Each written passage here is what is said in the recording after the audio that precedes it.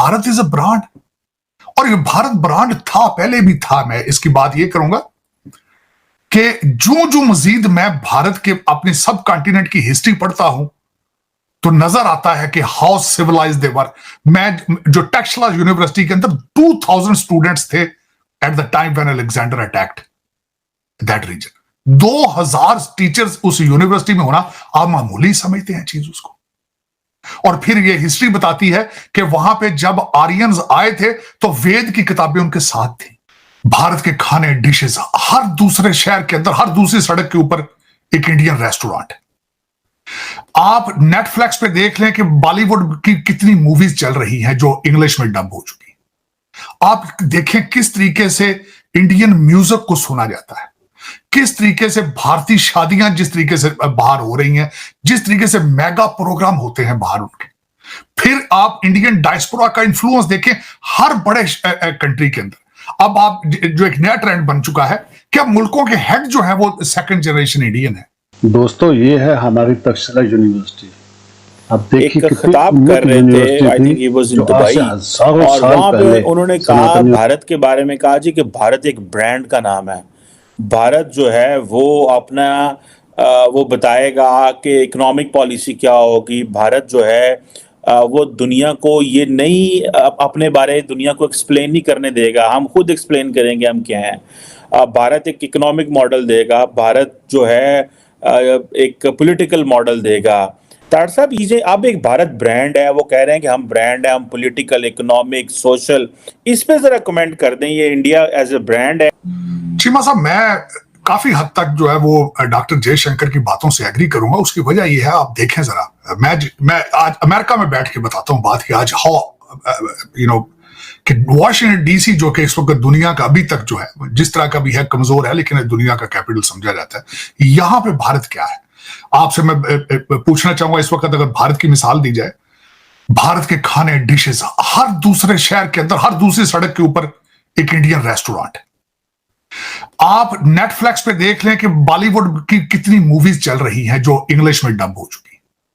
आप देखें किस तरीके से इंडियन म्यूजिक को सुना जाता है, किस तरीके से भारतीय शादियां जिस तरीके से बाहर हो रही हैं, जिस तरीके से मेगा प्रोग्राम होते हैं बाहर उनके।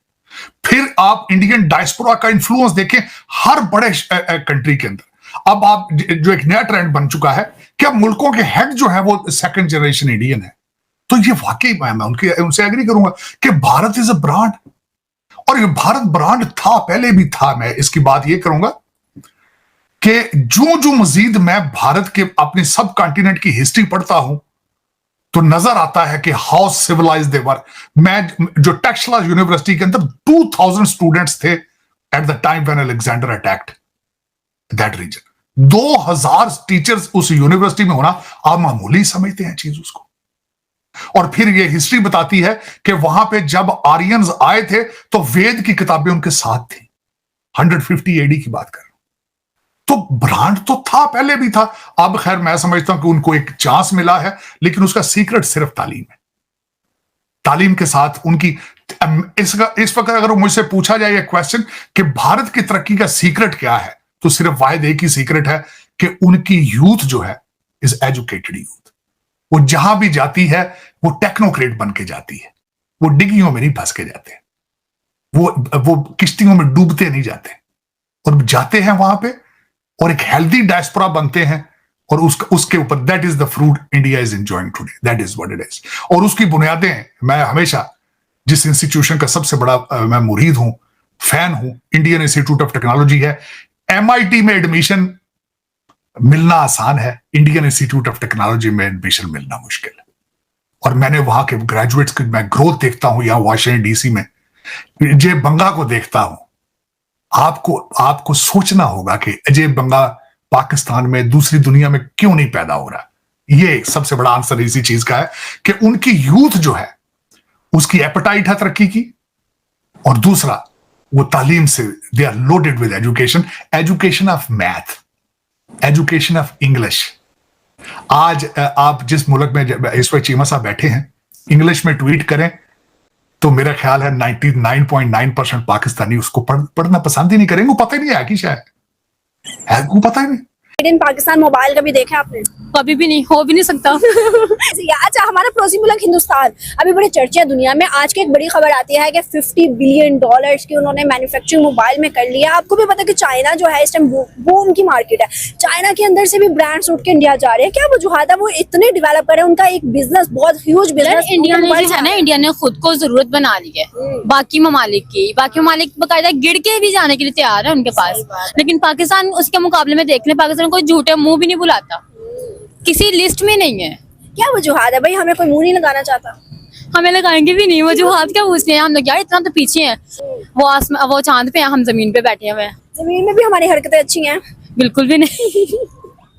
क्या वजूहत है कि उनकी एक्सपोर्ट बढ़ती जा रही है, इंपोर्ट खत्म होती जा रही है, हमारी इंपोर्ट बढ़ती जा रही है, एक्सपोर्ट खत्म होती जा रही है? मैंने आपको बताया ना कि उन्होंने जरूरत बना ली है खुद को, कि बाकी सब मालिक की जरूरत है भाई। जब हर चीज तो वहाँ पे है भाई, मार्केट ही वो बनता जा रहा है, और आने वाले वक्त में आप देखें कि वो भाई सुपर पावर बनता जा रहा है, बनने वाला है, बल्कि बना पड़ा है। हमें तो बहुत ज्यादा जरूरत है उनकी। हम लोग अगर चाहें तो हम लोग उनके मुकाबले में खड़ा हो ही नहीं सकते। हम क्यों पीछे हैं उनसे? दोस्ती का हाथ मिला लो ना। हम लोग मिला सकते हैं। आपको लगता है वो हमें झूठे मुंह भी बुलाएंगे? कभी भी नहीं बुलाएंगे। मोदी बड़ा अच्छा बंदा है, सबसे मोदी तो अच्छा बंदा है, लेकिन हम लोग एक होता है ना कि इंडिया को लगेगा कि भाई हाँ भाई ये कुछ कर रहा है, हमें हाथ मिलाना चाहिए। जब हम लोग बैठे खाली हैं, उसे पता है वेले है कि मुझे क्या फायदा है इससे। क्योंकि आजकल आज के दौर में अगर कोई किसके साथ है ना, तो वो भी इसीलिए है क्योंकि अगले से जो है ना फायदा हो तभी साथ होते हैं, तो वैसे कोई भी साथ नहीं होता।